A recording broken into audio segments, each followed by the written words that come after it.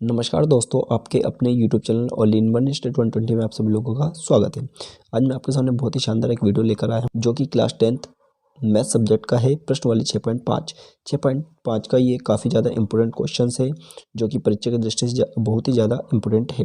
यदि आप इस क्वेश्चन को सीखना चाहते हैं तो मेरा वीडियो आप अंत तक देखिएगा और चैनल पर नए हो तो चैनल को सब्सक्राइब कर दीजिएगा और साथ ही साथ बेल आइकन जरूर दबाएं ताकि जब भी हम कोई न्यू वीडियो अपलोड करें तो उसकी नोटिफिकेशन सबसे पहले आपके पास पहुंचे। और इसके पहले हमने इसी अध्याय से रिलेटेड बहुत सारे सवाल पढ़ा दिए हैं।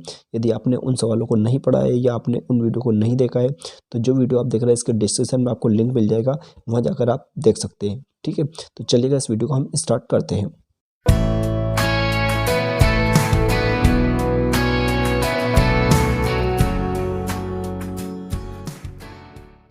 देखिए, जैसे कि एक बार हम क्वेश्चंस पढ़ लेते हैं कि त्रिभुज यहाँ पर लिखा है PQR समकोण त्रिभुज है जिसका कोण P समकोण है तथा QR पर बिंदु M इस प्रकार स्थित है कि PM लंब QR है, तो दर्शाइए कि PM स्क्वायर बराबर QM डॉट MR। बहुत ही सिंपल सवाल है, बिल्कुल ये 3 या 4 स्टेप में हमारा आंसर आ जाएगा, लेकिन इसको समझने के लिए आपको वीडियो पूरा अंत तक देखना है। देखिएगा, सबसे पहले हम क्या करते हैं, PQR समकोण त्रिभुज बनाते हैं। बस सबसे पहले एक समकोण त्रिभुज हम बना लेते हैं। तो कैसे बनाते हैं समकोण त्रिभुज, देखिएगा हम क्या करेंगे, सबसे यहाँ पर एक लाइन ऐसे ड्रॉ करेंगे, मतलब एक लाइन ऐसे बिल्कुल सीधी हम बना लेंगे। ठीक है, इसके बाद में हम क्या करेंगे, एक यहाँ से बिल्कुल ऐसे लाइन बना के और इसको इससे मिला देंगे। बस ये हमारा समकोण त्रिभुज बन जाएगा। तो ये हमारा समकोण त्रिभुज बन चुका है। अब ये जो समकोण त्रिभुज बना है तो इसको नाम हम जो देंगे तो इस शर्त के अनुसार बोलेंगे। तो चित्र में क्या बोला था हमसे बस, जिसका कोण P समकोण है, तो जिसका जो कोण समकोण है मतलब जो 90 डिग्री कोण आंतरित कर रहा है, यानी इसको हमें P नाम देना जरूरी है। तो ये हम इसको P नाम दे देंगे। अब इसके बाद बचा क्या नाम हमारा, PQR ये बोला था तो P नाम हो चुका है। अब QR हम कहीं पे भी दे, कोई प्रॉब्लम नहीं, हमारी इच्छा अनुसार है। आप चाहे तो Q नाम यहाँ दे दे, अगर आप चाहे तो आप यहाँ दे दे, कहीं पे भी दे सकते हैं, कोई दिक्कत नहीं। तो मान लिया आपने P दिया तो यहाँ पर हम Q नाम दे लेते हैं और यहाँ पर हम R नाम देते हैं। तो ये हमने नाम दे दिए। अब इसके बाद में इसी में हमसे बोला गया था कि तथा QR, अब देखिए QR कहाँ है, ये QR है। तो QR पर बिंदु M इस प्रकार स्थित है, मतलब इस भुजा पर हमें कोई बिंदु M लेना है, इस प्रकार स्थित है कि PM मतलब ये P और M यानी यहाँ पर हम लेंगे तो PM लंब हो जाएगा। लंब मतलब बिल्कुल सीधा, है ना। तो हम क्या करेंगे, यहाँ से ऐसा एक लंब बनाएंगे। तो यहाँ पर हम एक नाम ले लेते हैं, मतलब यहाँ पर हम क्या बिंदु नाम लेंगे, यहाँ पर हम देंगे M नाम। तो ये हमने क्या दिया, M नाम दे दिया और इससे इसको हम मिला देंगे। तो इससे इसको मिला देंगे तो ये हमारा क्या बन जाएगा, लंब बन जाएगा। तो हमने इसको इससे मिला दिया तो यह क्या बन गया, हमारा लंब होगा। ठीक है, अब ये जैसे ही हमने इस पर लंब डाल दिया तो ये 90 डिग्री कोणांतरित करेगा और ये भी इधर भी देखा जाए तो ये भी 90 डिग्री कोणांतरित करेगा। ठीक है, तो ये तो हमारा हुआ है, चित्र कंप्लीट हुआ है। अब क्या करना है, हमें इसको हमें ये सिद्ध करके बताना है। तो इसके लिए हमें कुछ लिखना पड़ेगा। तो आपको सबसे पहले यहाँ पर लिखना है, इस सवाल को करने के लिए सबसे पहले हम यहाँ पर लिखते हैं हल। ये तो आपको हेडिंग डाल देना। अब हल करने के बाद में हम यहाँ पर लिखेंगे दिया है। तो क्या क्या दे रखा है उस चीज को हम लिख लेते हैं। सबसे पहले हम यहाँ लिखेंगे दिया है, या लिखते हैं दिया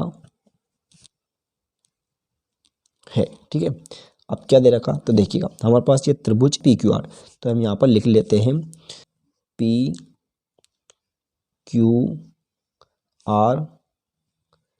एक समकोण त्रिभुज है, समकोण त्रिभुज है। अब समकोण है जिसका कोण कौन सा, P, तो हम इसी में आगे लिख लेते हैं जिसका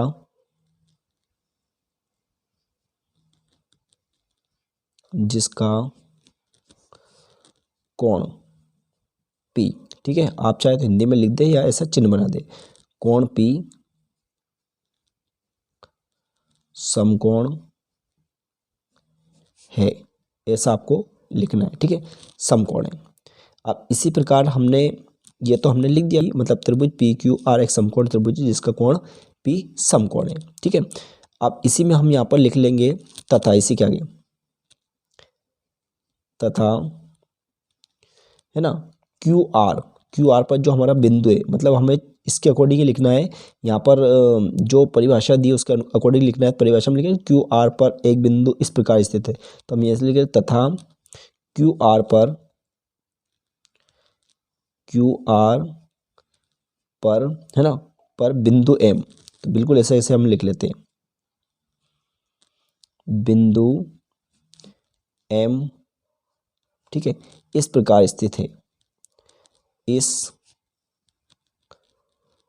प्रकार स्थित है। क्या लिखेंगे? इस प्रकार स्थित है, इस प्रकार स्थित है कि, तो ये हमारे पास दिया था ना, क्या दिया था, पी एम लंब क्यू आर, तो ऐसे ऐसे हम लिख लेते हैं। तो पी एम लंब क्यू आर है, ठीक है। तो इतना हमें क्या करना है, दिया है हमें लिख देना है, ठीक है। अब इतना दिया है हमें लिखने के बाद हमें क्या सिद्ध करना है, उस चीज़ को हमें लिखना है। तो हमें सिद्ध करना था, यहाँ पर देखिएगा पी एम स्क्वायर बराबर Q M dot M R, तो बिल्कुल ये हम लिख लेते। तो इसके नीचे हम लिखेंगे सिद्ध करना है, यहाँ पर हम इस टाइप से लिखेंगे सिद्ध करना है, ठीक है। तो ये हमें लिखना है सिद्ध करना है। अब क्या सिद्ध करना है उस चीज़ को हम यहाँ पर लिख लेते हैं। तो हमें सिद्ध क्या करना था, ये पी एम का स्क्वायर, तो ऐसे से लिख देंगे यहाँ पर सिद्ध करने में पी एम स्क्वायर बराबर Q M dot M R, ये हमें सिद्ध करना है। तो ये हमने सिद्ध करने में लिखा, ठीक है। अब इसके बाद में हमें क्या करना है, अब यहाँ तक तो हमारा कंप्लीट हो चुका है। अब इसके बाद में उपपत्ति का मतलब हमें सिद्ध करके बताना पड़ेगा। तो यहाँ पर आपको हेडिंग डालना है उपपत्ति, इस टाइप से आपको हेडिंग बना लेना है, यानी अब इसकी उत्पत्ति हम करेंगे, ठीक है। तो देखिएगा कैसे उत्पत्ति करेंगे हम, कि जो चीज़ दे रहा है कि उसी चीज़ को हम लिख लेते हैं। तो हमारे पास यहाँ पर त्रिभुज समरूप, जैसे मतलब हमने ये क्यू पी आर एक ये त्रिभुज बनाया था, तो इसमें हमारे पास दो त्रिभुज निकल कर आ जाते हैं। नंबर एक त्रिभुज तो ये आ जाता है और नंबर दो त्रिभुज ये आ जाता है। अब इन दोनों त्रिभुजों में सबसे कॉमन बात ये हो गई कि ये भी 90 डिग्री कोणांतरित कर रहा है, ये भी 90 डिग्री कोणांतरित कर रहा है। तो आप जब इस त्रिभुज का नाम लें, तो अगर चाहें तो आप पी एम क्यू ले दें, या अगर आप चाहे क्यू एम पी लें। इसी बार इसका नाम लेंगे तो हम क्या ले सकते हैं, पी एम आर लें या आर एम पी, कुछ भी ले सकते हैं। तो दोनों समरूप त्रिभुज हमें बताना है क्यों हो।